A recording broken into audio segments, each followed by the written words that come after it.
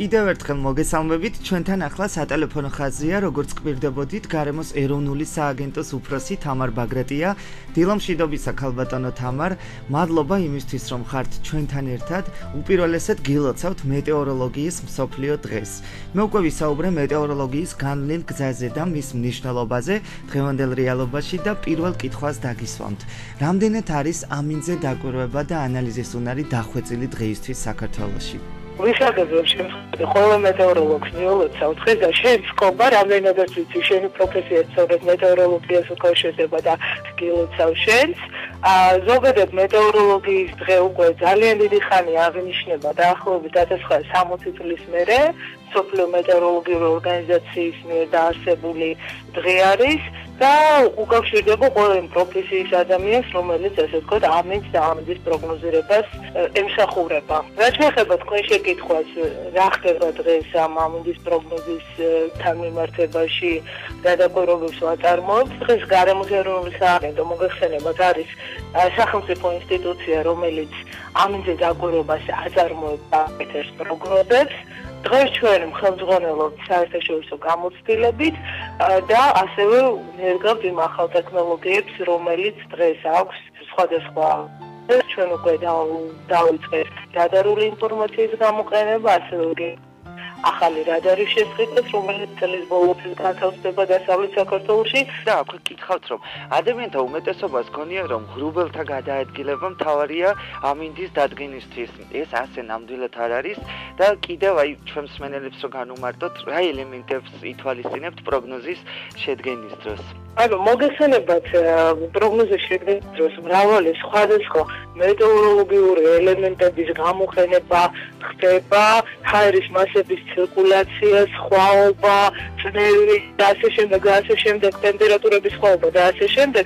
ეს არის საკმაოდ ასე ვთქვათ, რთული, გარკვეულწილად მეცნიერული ასე ვთქვათ, პროცესი. ძალიან ბევრი მეცნიერი უკავშირდებოდა მეტეოროლოგიას, იგივე მუსხელიშვილი, ვეკულა, ხაზარაძე და ასე შემდეგ. ეს არის საკმაოდ რთული, შრომატევადი მეცნიერული პროცესი, რომელიც ძალიან ბევრი მეტეოროლოგიური ასე ვთქვათ, ელემენტის და ძალიან ბევრი ფაქტორის ასე ვთქვათ, ერთობლიობის ანალიზით ხდება.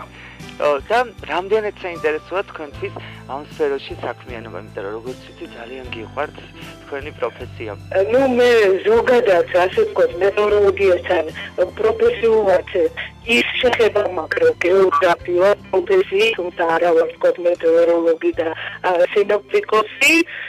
თუმცა აი ამ გამოცდილებამ იმ ბოლო პერიოდში რაც გარემოს ეროვნულ სააგენტოს ხელმძღვანელი ვარ და პრაქტიკულად ყოველდღიურ რეჟიმში მიწევს ამ თემასთან შეხება, შემიძლია ვთქვა, რომ ეს არის ერთ-ერთი ყველაზე საინტერესო დარგი აი ჩვენი კომპეტენციის ფარგლებში, რომელიც არის მუდმივად განახლებადი, მუდმივად პროგრესირებადი და როგორც უკვე მე ვთქვი, ჩვენ ძალიან გვინდა რომ ის პროგნოზები, რომლებიც გაკეთდება საქართველოში, იყოს მაქსიმალურად მიახლოებული სიზუსტესთან.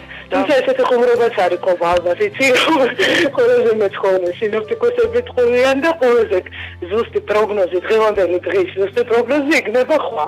ესე ხუმრობენ სინოპტიკოსები. და ასევე არის ნათქვამი, რომ არასოდეს იწინასწარმეტყველებთ, იმიტომ რომ თუ თქვენი წინასწარმეტყველება ასრულდა, ამას არავინ არ გაიხსენებს და თუ შეცდით, ყველა თქვენ დაგიპირისპირდებათ შესაბამისად, სამწუხაროა, რომ მე აქ ყოველთვის განმარტებას ვიძლევი ხოლმე, როდესაც ადამიანები სინოპტიკოსებს აბრალებენ იმ ტყუილს, მაგალითად, რაც არის ინტერნეტში სხვადასხვა საიტებით გავრცელებული და შემდეგ ყოველთვის მეტეოროლოგებს ბრალდებათ რაღაცა დეზინფორმაცია, რომელიც წერდება ხოლმე სოციალურ ქსელებში, არა და ეს აბსოლუტურად გასაგები ყობა სააგენტოსაც ეს გარკვეულწილად პრობლემებს უქმნის ხოლმე. თუ არის საშუალება, მე მინდა მსმენელებს ვთქვა, რომ სააგენტოს ვებგვერდი ეს არის meteo.gov.g ამინდი გოჯის, სადაც სწორედ სააგენტოს მიერ გაკეთებული პროგნოზი არის განთავსებული. ქალბატონო თამარ, ძალიან დიდი მადლობა. კიდევ ერთხელ ვიტყვი, რომ თქვენ ძალიან გიყვართ თქვენი პროფესია და ეს იგრძნობა არა მარტო პირად საუბრებში, არამედ თქვენს მიერ გაკეთებულ ყოველ საქმეში და კიდევ ერთხელ გილოცავთ, გისურვებთ წარმატებებს და იყავით მუდამ გახარებული და ყოველი დღე თქვენთვის არა მარტო მეტეოროლოგებისთვის, არამედ თქვენ სამსახურში ყველა თანამშრომელისთვის ყოფილიყოს დღესასწაული და სიხარულის მომტანი ყოველგვარი წინსვლის. გილოცავ. ძალიან დიდი მადლობა. მომეცეს გილოცავ, შენს გილოცავ.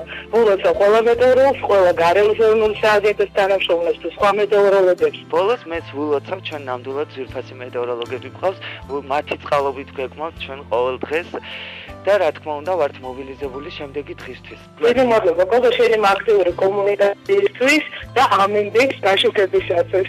მოდიო რეჟიმს. შეგახსენებთ სატელეფონო ხაზი იყო გარემოს ეროვნული სააგენტოს უფროსი თამარ ბაგრატია.